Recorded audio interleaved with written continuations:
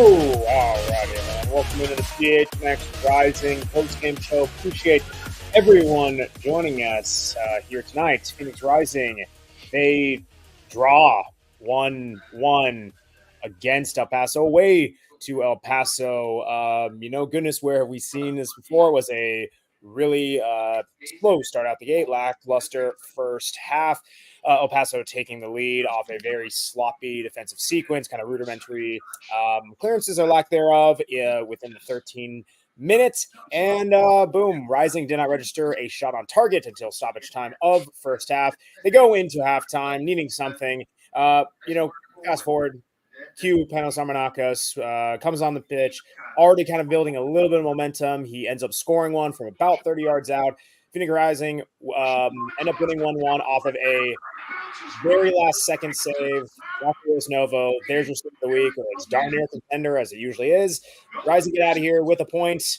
Here we are. I am Max Simpson with Mr. Owen Evans, who is in El Paso. Owen, gross, man. What happened?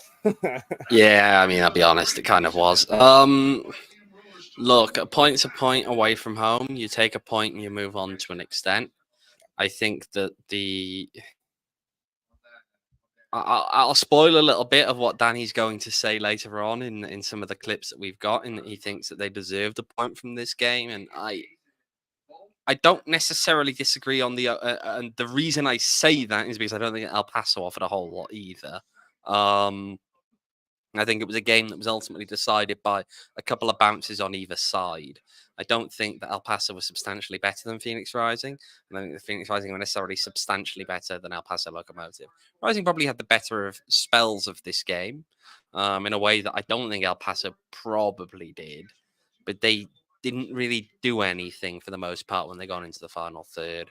They had a couple of chances, but not too many. The first half was, as you've already mentioned, incredibly lackluster. It wasn't the most. I'll put it this way: if I was struggling to go to sleep, maybe I'd put this game back on to watch it. The first half, at least, definitely. I mean, it wasn't. Look, I'm looking out of the window now at the moment, out of the press box, and I can see this there's a couple of hotels by here. I'm not going to name them because, Max, I know what you'll say if I name these hotels. But there is a chain hotel of sorts across the street, and the top floor of it has got these flashing disco lights and all kind of neon stuff, and it looks like they're having a much better time than the people who watched this match tonight. Thank you for that. Yes, going on, Pat, just kind of agree with you. Watching paint dry or watching Rising's attack, what's more entertaining? Goodness.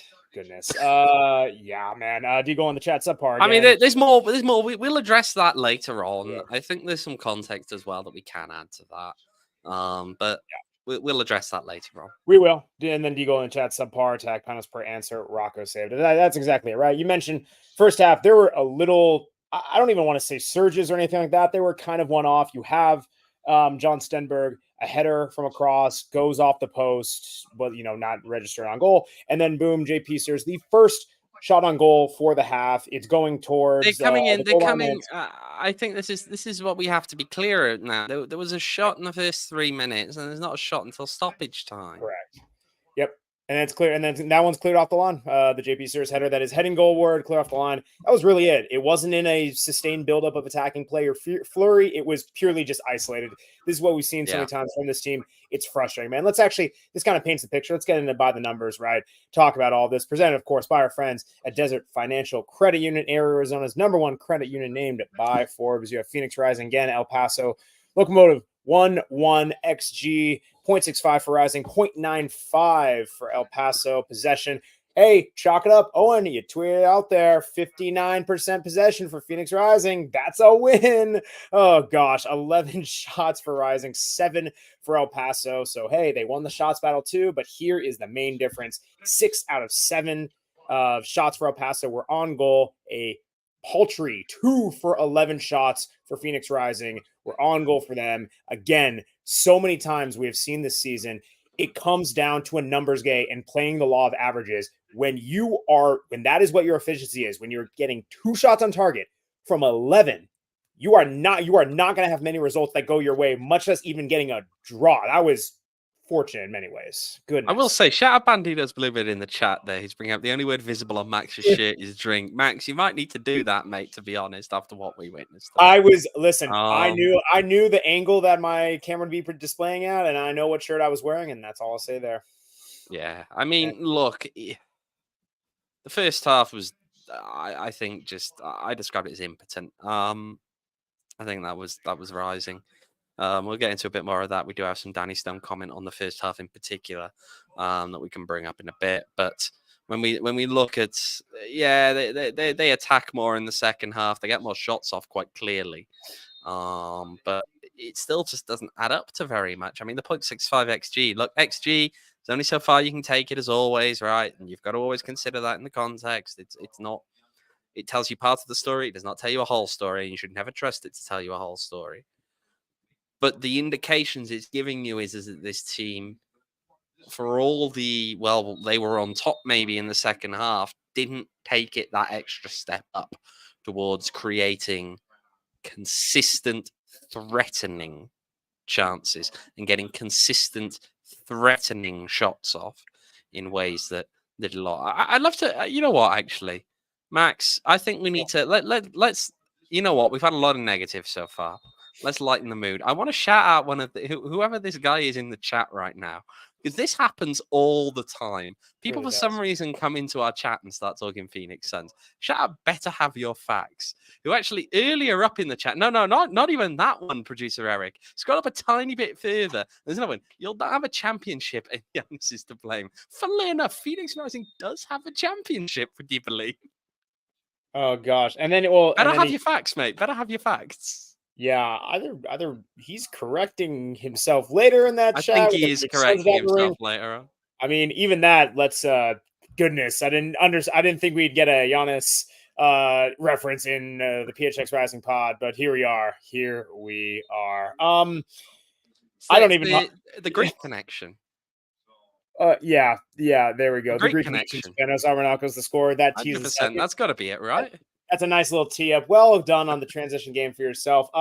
We were almost going to name a man of the match. That was maybe satirical or farce in choice, but Panos Armenakas, thank you to him. He did end up getting us a man of the match award. Again, one goal. It was that one with a whopping 0.02 XG. It was his lone shot and his lone shot on goal. Again, you tweeted it well, buddy. I tell you what, tight decision between Panos and Rocco in the end, I think. That I don't because Rocco with that final save was just insane. And keeps this team alive. And more importantly, I think there were other moments as well where were the shots relatively tame? Yes, but you trust Rocco to make the routine saves every time. And so that's why they stay in a lot of these games when they're not really threatening a whole lot. Yeah. That's some of the critical side of things. But yeah, I mean, Panos did what you ask him to do. You're bringing an attack-minded player off the bench, and you're asking them to either set someone up or put it in the back of the net themselves. What does he do? He gets the ball in some space, manages to make his little move towards goal, lets it off. Keeper's not getting anything on that. Whether it's deflected or not, keeper's not getting anything on that. There's no way. I mean, it's just perfect from Panos, and that's the positive. That's probably the positive to take from this is that again we're seeing those flashes, and teams need those flashes. Okay, even in bad matches overall, good players can pick you up and find ways to get you to a result of some sort that's positive. And I think that's what we saw today, right? I described it on Twitter as at times Rising having the cracks kind of papered over a little bit here by Panos and also to an extent by Rocco as well, especially given the last save. I think that's honestly. There were a few other opportunities. I mean, a guy had a shot against the post as well by Bowingsab. Yeah. No, I know. It was threatening. That made you feel as though, okay, that it's close. But yeah, I mean, look, it's a point on the road. The pitch is what it is. The pitch is what it is. We know how bad that looked. Yeah, well, Worse than in years prior. Dude, that's really saying something. That is something. Yeah, I know. Kind of piggyback on that, right? I think it's one of those things with the attack. When this team wants to get honed in, we already know they have the talent to do so. And when they're able to pile on some sustained pressure, you do see some moments, and you do see some surges in the second half where yes, they can look threatening, and yes, maybe you do get that reference where a goal is coming. I think my positive from this one is this team can show that it's not every match, but most of the time, if they're able to keep a good pressing form, they are able to hold their teams to either 0 or 1 goals relatively consistency. We've seen it throughout the season. That's like a good takeaway. If you are able to hold teams, you can often get a result. The question is the offense going to pick up? And that is the one thing that is a very much worry. We have more on that, and you've heard a lot from us. Talk about it in a second, but first, friends at Circle K, Mr. right? Simpson, Mr. Simpson, did we lose you there for a second? Did you? What do you mean? What's that? Am I here? Can you hear me okay? I don't know. Yeah, I can hear you, mate. I'm not sure if that was me or you. I think that was you, buddy. I can hear myself just fine. Oh, Max, you can always hear yourself just fine, mate. You can always hear yourself just fine. I don't know what you mean by that. Actually, I think I do, but you can. You do know what I mean. I don't like that. I'm gonna drown you out with some Circle K. Yeah, buddy. I'm gonna drink my sorrows away with some Circle K. It's absolutely fantastic. And Joel, of course, the 69-cent Polar Pop for Inner Circle member, 79 cents if you're not an Inner Circle member. It's that darn easy. Become an Inner Circle member again. Download Circle K app, opt into the Inner Circle program with just a phone number. And yeah, get that discount Polar Pop, get those discounted gas fill-ups, all the great stuff, the snacks, the burr, everything you want to get at Circle K. They're all throughout the country. The discounted gas would come in such good handy on a trip like this. 25 cents off per gallon. That's a good saving. That's a good saving on a trip. Darn good saving. Up 3 cents every fill up afterwards, keeping it up to 5 cents. The max level, of course. Check it out. Download Circle K app, Inner Circle program. Terms and conditions do apply. See participating locations for details. Rumor has it the Circle K is in El Paso. Bing, bang, boom. Also, check out our friends at OG's Brands. I feel we often say this after most Rising matches. This game might have been on OG's Brands. And goodness, if you thought, last week, that was, again, we talked about it was a little sativa, a little bit up. The energy was high. There were lots, there were goals. There were red card. Boom. This one was not an indicator, dude. This was no. See, I disagree. I disagree with it, Max, because the thing about the indicator, it's going to be chill, right? This wasn't chill so much as boring. Okay. No, but I see. That's kind of where it can be. An indica, you have a nice indica with OG's Brands. Not boring, but like you're kind of just zoned out the wall and you're just chilling, having a good time. Rumor has it, if you pop one of those sleep editions, you wouldn't have stayed up through the match. Rumor for multiple reasons. Rumor has it, as good as those OG sleep editions work, this match was even better. But check out our friends at ogsbrands.com to find them at a local dispensary near you. Check them out on socials at OG's Brands. They got everything you need if you're kind of curious. And of course, you may be 21 years or older to enjoy responsibly. All right, we have given a lot about our opinions. I believe you have some insight from head coach Danny Stone. Should we take the overall comments from Danny Stone? Let's do it. As we expected, it was a difficult game, a tough game. It's a tough game, place to come and play. As I think I said earlier in the week, I've never been here over the years, and I never had a comfortable game. It's a difficult place to come and play, and the surface itself, obviously, to play on presents, a problem in some regards. But that's something we face fairly often in the league. And I felt honestly early in the game, there wasn't a lot in the game, if I'm honest. I didn't think in the first 25 minutes. I think it took both teams a little bit of time to sort of get to grips with the way that the other team was playing and how to combat that. And the goal is obviously then a disappointing moment to concede in that time, because I didn't feel there was a lot else in the game. I think from 25, 30 minutes on, I thought we were the better team to finish the first half. We've said a few things at half time about some adjustments, both from a tactical point of view and from a bit of an energy point of view. And I felt second half we were the dominant team overall. I thought we, at the very least, deserved to get the goal and a point out of the game. I think we've hit the post, certainly in the second half. I don't know John's header, if it was off the post or maybe a save from the goalkeeper, but I think we were pushing the game in the second half. I felt we were the better team. I felt we established a good rhythm and some dangerous attacking opportunities in the second half. And then honestly, towards the end of the game, it was probably an exciting game to watch because I actually thought both teams didn't settle for the point and both teams went to try and win the game, and both maybe had a moment in that last 10 minutes, and that's all part of the emotion as well. But what I would say is, again, like I've said many times with this group this season, to go 1-0 down away from home and then to not only fight and compete but to play well second half and to get another away point and to not to lose a game away from home again, that's a good trait to have. So I'm really pleased with them. Yeah, I mean, you'll take the point.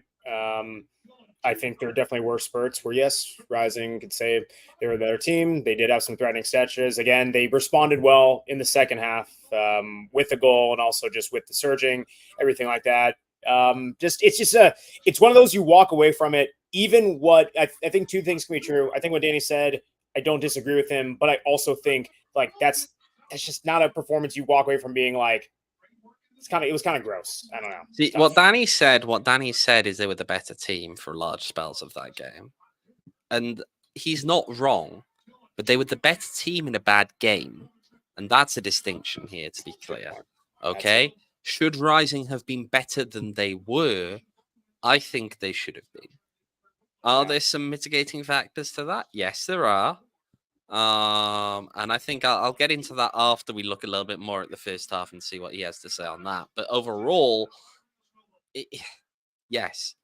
Were they the better team for large spells of it? Yes. Were they necessarily better by enough of a margin to justify a win? No, I don't think that they were. Were they good enough to come away with a point? Well, clearly they were, and probably on the balance, they probably did deserve a point because I don't think El Paso offered enough either to really deserve a win in this game. So it's complex. I tell you what, we don't have the video clip queued up for this one, but I'm just going to address because there are a couple of comments in the chat here from Brett who's saying, just don't understand why Danny doesn't see Panos in the must start category. And Banditas would have been saying Panos should always be allowed to play higher rather than defend. Now, we do have some interview content relating to changes to the starting lineup and relating to Panos and some of his positioning and things like that. That will be available on Twitter via our PHNX__Rising Twitter account after we come off of this show. So later tonight, we will be posting that. So make sure to head over there later into the evening. We will have that available for you. A little bit of insight from Danny on some of those topics. Yeah, I think do we move on now to Danny on the first half and the first half struggles? Should we, Max? I'll tee it up a little bit here by saying, of course, in that last clip, Danny mentioned about how the first 25 minutes, there wasn't really a whole lot in the game from either side, to be perfectly frank. And then from that point on, he felt like they were a little bit more in control. So the way I put this is, yeah, you may have been in control, but what were the real struggles between, not getting a shot in the third minute and then not again into stoppage time? And here's what he had to say. I think honestly the way that we were playing from the deeper areas on the field, that we weren't able really to establish enough rhythm. I didn't feel in the first half there, and I felt we were maybe a little bit ponderous on the ball, maybe a little bit slow in possession. Also the surface, I think, does put doubts in people's mind a little bit, and I think we maybe felt the option to go long a little bit too many times in that first half. But yeah, I mean, listen, I'll always say you're playing against a home team that are good players, and I think it was a combination of both. I think they did a good job of limiting us, and then just a little bit of maybe confidence to play the way that we can in the first half. And there's probably reasons behind that, honestly, in the players' minds. But again, we've addressed this at half time, and I've asked the players for confidence in themselves, and I've asked them to play in the second half. And again, we've made a couple of adjustments in terms of tactical arrangement in the game, which I felt worked well second half. And for all that maybe it took us a little while to get into the game, which I don't disagree with, I felt really from, like I say, the 30th minute onwards, I felt we were the better team and deserved at least a point. I mean, it does give some explanation there. I understand what he's saying, definitely, in terms of, they're a little bit maybe too eager to go direct at times. They're a little bit ponderous at times. I mean, the ponderous nature of it, we've seen, I think, multiple times throughout this season. That's not something that's new. That's not something that we haven't had the opportunity to watch and digest in the past. I'll add a little bit of context to this that I think is important as well in terms of chance creation. Because chance creation doesn't just come down to the players in the build-up necessarily. It can also come down to the centre forward position. And what I'm about to say is not a critique on Darius Formella, as in to slag him off in a way that's not fair. He is not a number 9. If you ask him, and he was asked about this in the press conference in midweek, he'll tell you that, yeah, he'll play it. He'll do it. If the coaches need him there, he'll play there. But he sees himself more as a left winger. He's not a true number 9. And so when you are in a position where Remi Cabral is unavailable, and we'll get onto Remi later on in the show, you find yourself then in a position where you have a makeshift 9. And that's not an ideal position to be in. It is, however, a predictable position for this club to be in when you enter the season with one true 9. And look, it's not easy. It's not easy to get multiple 9s, right? It's the flashy position. It's the one that's probably going to command money, to be perfectly frank. Okay, a good goal scorer. What do we know? Attacking players, and especially ones who can score a lot of goals, command higher wages. Yep.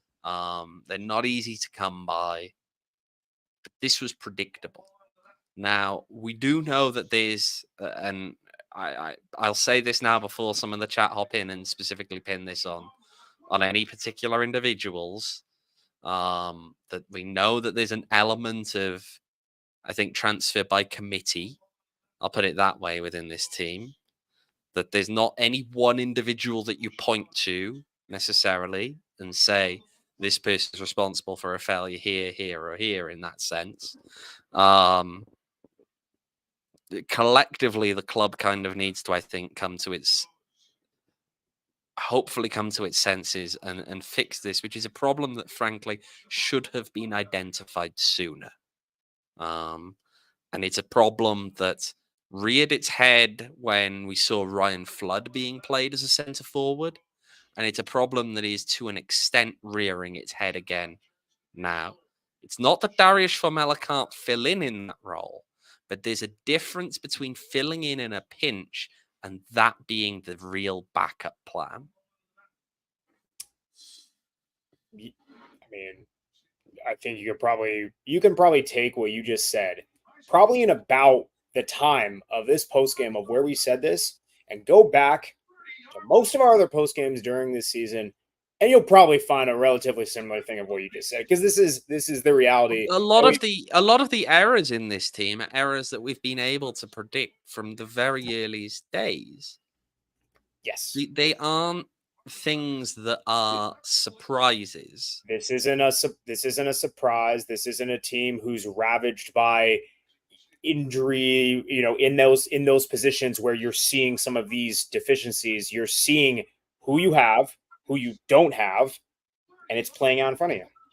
Simple as that. Yeah, and I mean, I'll say this to the club, boys: don't feed our egos this much by letting us be proven right. Come on. I mean, we don't need the ego stroking. Certainly, some of us. No, honestly, on the real, and we're not going to belabor the point. We have seen, and I think a lot feels good when you're coming off of a multi-goal performance, when you're at home, and you've seen these things again, spurts through this season. You have a natural energy when you're at home, when you're coming back into form, and that's all well and good.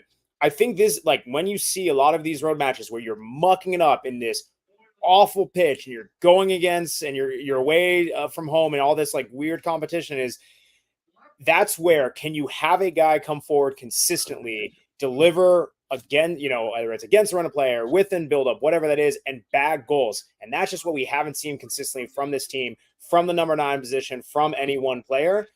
And this is where you're going to continue to have this problem. Yeah, should we take a quick one on from Panos before we move on to our final segment here? I think should we? So there's Panos. I asked him about Rocco Rios Novo in terms of the save that he made and just how important he's been to this team. And this was kind of teased on Twitter earlier, so you may have seen some of it or seen some of the words in it. But here's what Panos had to say about Rocco. He's unbelievable. I think I don't understand sometimes in the league what they talk about, like save of the week with other goalkeepers and stuff. I think he's by far the best goalkeeper in the league, and he's shown it for a long period of time now. And I think us as Phoenix Rising fans, we give him the support and what he deserves, but I don't think around the league is recognised enough about how good he is. Facts. I mean, listen, this is you need to appreciate this when you're watching in video, and a screenshot's not going to do it for you. But Eric, if we can get this pulled up, I mean, listen, that's the match, folks. That is the match right there. We are past the 6-minute stoppage time. This is a. If that's the back of the net, they lose. Yes, you have to extend your body because the ball is heading towards the back of the net. He's already behind his goal, having a 6-4. That is quick as a cat. That is a reflex save. This is what this man does, time in and time out. Rocco Rios Novo, ladies and gentlemen. Yeah. Let's go. There we go. Well, he is clutch, and he is the man who always is serving up saves at the top of the hour. Same thing with my friends at Four Peaks. Four Peaks is serving up some delicious beers. People are, getting Bendo's Bluebird said in the chat. All I see on Max's shirt is drink. That's totally fair. The rest of it, little drink bear, give back. Max, you would be. Can I give you something now that you're going to absolutely love? There was a guy here in the press box in El Paso. Yeah. And he had his laptop just up by there. Yeah. And sitting on that laptop was a sticker. Go on. What's on the sticker? What's on the sticker, Max? Does it say Four Peaks? It was a Scottish flag with a certain beer brand underneath. Which particular beer would that be referencing, Max? Oh my gosh, you're talking about a little kilt lifter action? A little bit of kilt lifter. Yeah, he had the sticker on his laptop. Oh man, goodness gracious! We're here in El Paso, and we're still seeing love for Four Peaks. That makes me very happy. Their Scottish kilt lifter does much better performances than the Scottish performance against Germany in the Euros. But Four Peaks, absolutely. Yikes. Wow, John's in the chat here. Be nice to John. Absolutely delicious. It more than does the job. Four Peaks, their kilt lifters, their wows, their hazy IPAs, everything there. And of course, the Bad Birdie Juicy Golden Ale. Check them out at fourpeaks.com to keep up with the latest and greatest going on at Arizona's hometown brewery. Find them at a place near you. Again, all across the country now. Lots of Four Peaks in, the El Paso area for sure.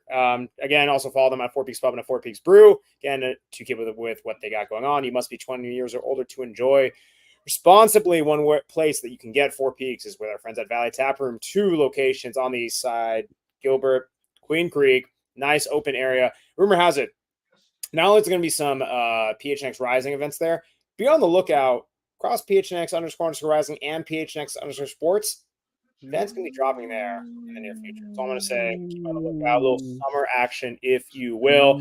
Check it out. It's a great time. Valley Taproom. It's a very nice venue, nice little intimate, great place to watch sports. Grab some beers, Four Peaks, of course, wine slushies, all that good stuff. Trivia night, you know it. Check them out again. Valley Taproom, 2 locations, east side. Check them out at Valley Taproom on socials and valleytaproom.com. All right, one slightly longer term thing just to bring up from Rising before I have a quick look around the USL and maybe move the camera so you guys can see something that you otherwise wouldn't see. But let's start with the one little quick thing, and it is kind of relating to today, but it's also going to be looking ahead a little bit. And I asked Danny about Remi Cabral, and Remi Cabral, of course, we know he's been in training this week. He didn't make the 18. I asked what was the kind of reticence to bring him on this trip. Let's have a listen. Honestly, just simply that, yeah, he had been in training with us. He's completed a week of training, but just wasn't quite at a stage where competitive minutes was the right thing to rush him into. And that was, he's very close here. This is not something that, like I said last week, it's not something that is a long-term thing. And like I say, he's trained every day with us this week. But just from a final precaution point of view, Yeah, we just, we didn't feel it was the right decision, looking a little bit longer term for the rest of the season, to just rush him back into competitive minutes slightly too early. We didn't want to take that risk. And as much as we would obviously love to have Remi here with us this weekend, I think we made a decision that we felt was the correct one for him and the correct one for the team with a longer term view. So there we go. Longer term, just making sure that he's okay. Precautionary. Okay, there's your update on Remi Cabral. A little bit of a look around the league. There were a lot of games today with some interesting scorelines. Can I shout out Elton Garcia, by the way? Elton Garcia, the referee. You know what this is going to be now, don't you, Max? You know exactly what this is going to be. As I got a bug kind of buzzing around my face. So Memphis win 2-1 off a penalty. The penalty is given. You know the penalty, don't you, Max? I sure do. Oh dear gosh. Yes, the goalkeeper's coming. The thing about it, though, is that not only is it the example of the kind of Arsenal thing, right, which happened where the keeper kicks it to the defender who picks it up, and then people are arguing should be a penalty. In this case, it's given as a penalty. The issue with it is that the ball never stopped. Okay, the goal kick was not properly taken, so it couldn't be in play for him to then award a penalty. But Elton Garcia, over at the halfway line, I'm intrigued if it's over. He made the decision, or the assistant referee makes the decision in this case. Say that it's a penalty. So, I mean, it happens in New Mexico, right? So we'll kind of leave it at that. But they go on to lose 2-1 as a result of that, and it's comical. It is. Just, I don't know. I laugh a lot about it, but I tell you now that if that was Phoenix Rising that happened to, there would be some very, very harsh discussions on this chat today. Oh, no. Because that was, yeah. Some other scores from around the league. Do you want me to just read them out? Hit it. So yeah, we'll start with yesterday. Loudoun United 1, Las Vegas Lights 1. Moving on to today. Detroit City 2, Charleston Battery 0. Battered. Hartford Athletic 2, Pittsburgh Riverhounds 0. Indy 11 1, San Antonio 0. Not defended. Tampa Bay Rowdies 3, Louisville City 2. High scoring. Memphis 901-2, New Mexico United 1. Mm-hmm. Colorado Springs Switchbacks 4, Orange County 2. Don't need Mary Cabral. And the latest score, 53 minutes into the game, Sacramento Republic 0, Oakland Roots 2. That one's a surprise. That is a surprise. That gives me a... it's Mafeka. Oh, by the way. wow. He scored 2. He Wow. scored 2. Would you look at that? Former Reno. Yeah. All right. Anything else we want to touch on? Or do you want to have a little view of something that you wouldn't otherwise get a view of? Do you want me to turn the camera around and show you some things? The one thing I will before you turn, okay, and I'm not sure if this is going to be included in your camera turn, the pitch. We got a screenshot right here. Eric, one more time, if you don't mind pulling this pitch up. Shout out to the grounds crew. That's Phoenix Rising taking care of themselves, doing it there. Buddy, you were pitch side. He's a multi-talented man, Renzo Zambrano. Yeah, he's got a lot of talent. He's a workhorse. He's a workhorse. Workhorse of the midfield. Box-to-box midfielder has a new meaning, ladies and gentlemen. Oh, yeah. All right. You ready? Let's go. Where are you taking this? Oh. Right on cue. They are currently converting this field back to baseball. Man, I have been there. It is not fun. You get dusty. You get a little grind, a little dirt, pay the dirt man. It's tough out there, man. And also, goodness, that was a really tough pitch. It looked bad. It's not good. Yeah. Oh. Yeah. Oi. All right, Max, I reckon that's about it for us, mate. You're darn right it is. Appreciate everyone joining us here on the PHNX __ rising, a little post-game action. And of course, you gotta follow us. Check out the Twitter because there'll be videos. There will be more videos that we didn't play today that you will find over on that Twitter account. Yes, of course. Follow us at PHNX __ rising, double the underscore. Double the additional post-game content. the additional posting content. You can follow me on Twitter at MaxDavidSimpson. You can follow Owen on Twitter at OJEvans18. You can follow Stat Like Reese on Twitter at Reese11_. Shout out Here's a radio broadcaster yes, now, by the way. Shout out Stat Like Reese. He had a very, very good day today. Well done. We are so proud of you.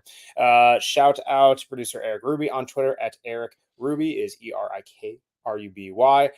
Follow Jacob Franklin somewhere in the ether. That's fine. And of course, it is a beautiful game, but happy Father's and early Father's Day to Rocco Rios Novo, because he has become the daddy for all USL attackers who tried to score on him. Good night, everyone. We all silly like the mayor.